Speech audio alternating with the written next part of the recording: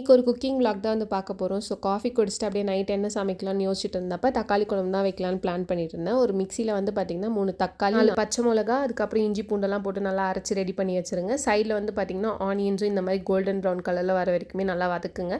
அதுக்கப்புறம் நம்ம பண்ணி வச்சிருந்த பேஸ்ட்டையும் வந்து மிக்ஸ் பண்ணிடுங்க. அப்படியே கொஞ்சம் நேரம் விடுங்க, அப்போ தான் அந்த பச்சை வாசனை போகும் தக்காளியிலேருந்து. அப்படியே வந்து நான் வந்து எப்பயுமே பால்கனியில் வேடிக்கை பார்த்துட்டே தான் சமைச்சிட்டு இருப்பேன்.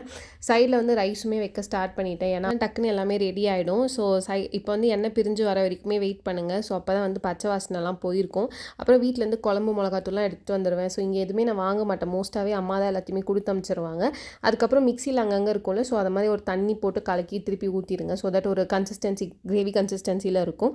அப்புறம் சைடிஷ்க்கு யோசிக்கும் போது எக்ஸ் இருந்துச்சு. ஸோ இதை வந்து மிக்ஸ் பண்ணாதீங்க, அப்படியே விட்டுருங்க, அது அப்படியே சைடிஷாகவே இருக்கும். அவ்வளோதான் கைஸ், ரெடி ஆயிடுச்சு. அப்புறம் ஏதாச்சும் யூடியூப் பார்த்துட்டு இல்லை பாட்டு கேட்டுட்டு சாப்பிட ஸ்டார்ட் பண்ணிட வேண்டியது. If you guys like my video, do subscribe my channel. By.